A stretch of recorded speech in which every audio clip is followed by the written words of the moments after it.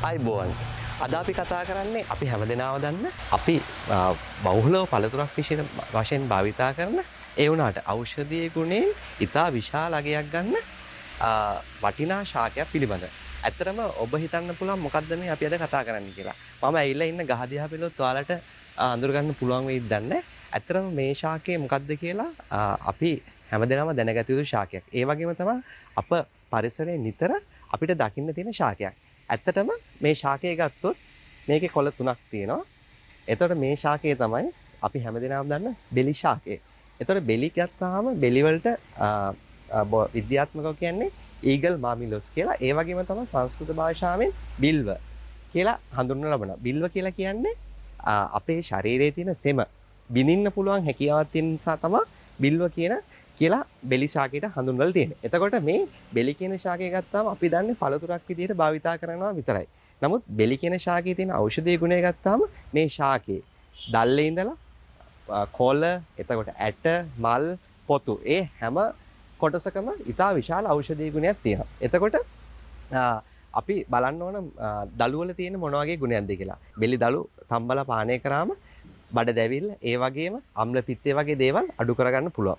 ඒ වගේම තමයි ලපටි බෙලි කොළ. ලපටි බෙලි කොළ සාමාන්‍යයෙන් පවනේ වේල්ලා හරි මම නැත්තම් කබලේ බදලා කුඩු කරලා අපිට පානයක් විදිහට භාවිතා කරන්න පුළුවන්. එහෙම පානයක් විදිහට භාවිතා කරනකොට බඩ දැවිල්ල ඒ වගේම බඩේ තියෙන තුවාල හොඳ කරගන්න පුළුවන්. ඒ වගේම තමයි බෙලි ගහේ මල් බෙලි මල්. අපි නිතර දකිනවා බෙලි මල් තැම්බූ වතුර පානය කරන්න ලංකාව පුරාම විවිධ ස්ථාන තියෙනවා. නමුත් අපි දන්නේ හරි ඔබ දන්නවත් දන්නේ මේ බෙලි වල තියෙන ඖෂධීය ගුණ. බෙලි මල් මගින් අපේ පිපාසය ඒ වගේම ඇඟේ තියෙන මහන්සිය නිවා ගන්න පුළුවන්. ඒ වගේම තමයි බෙලි ගහේ ගෙඩිය ගත්තොත් අපි පළතුරක් විදිහට ආහාරයට ගන්නවා තමයි. නමුත් ඇත්තටම බෙලි ගෙඩිය අමුයෙන් ගන්නකොට වගේම ඉදුණු බෙලි ගෙඩි කන්නකොට තියෙන ගුණය දෙවිධාකාරයි. එතකොට අමු බෙලි තම්බු වතුර පානය කරොත් එහෙම අපේ මල පහස් ඒ කියන්නේ බුරුලට යනවා නම් ඒ වගේ දෙයක් නවත්ත ගන්න පුළුවන්. ඒ වගේම තමයි නමුත් ඉදුණු බෙලි කෑවොත් මල වේලලා යන කෙනෙක්ට මල බද්දේ තියෙන කෙනෙක්ට මල පහසුවෙන් බැර කරගන්න පුළුවන් හැකියාව තියෙනවා. ඒ වගේම තමයි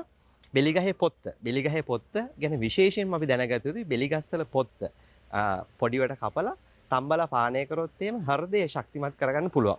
ඒ වගේම තමයි බෙලි ගහේ මුල. බෙලි ගහේ මුල විශේෂයෙන්ම අපේ ඇඟේ පවතින වේදනාව, කැක්කුම් වගේ දේවල් නැති කරගන්න පුළුවන්. එතකොට බෙලි ගහේ මුලේ පොත්ත තම්බලා පානය කරොත් අපේ ඇඟේ තියෙන වේදනාව නැති කරගන්න පුළුවන්. ඒ වගේම තමයි බෙලි ගහේ තියෙන පොත්ත තම්බලා පානය කරොත් එහෙම අපේ තියෙන හෘදය ශක්තිමත් කරගන්න පුළුවන්.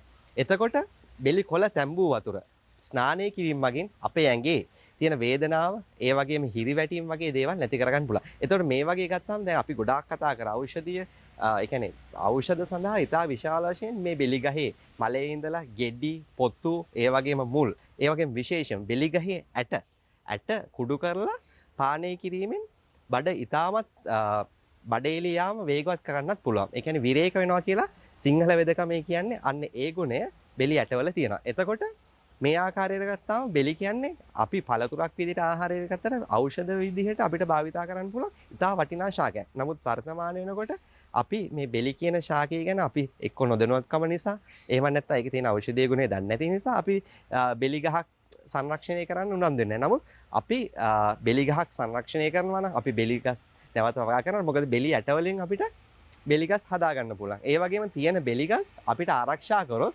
අපිට පළතුරු වගේම ඒ වගේම හොඳ පළතුරක් වගේම හොඳ ඖෂධීය පානයක් ඖෂධ සඳහා ගන්න පුළුවන්. බෙලි මල් ගන්න පුළුවන්, බෙලි පොතු ගන්න පුළුවන්, බෙලි කොළ ගන්න පුළුවන්, බෙලි දැල්ල ගන්න පුළුවන්. ඒ වගේම බෙලි ගහේ පොත්ත ගන්න පුළුවන්. ඒ වගේම බෙලි ගහේ මුල ගන්න පුළුවන්.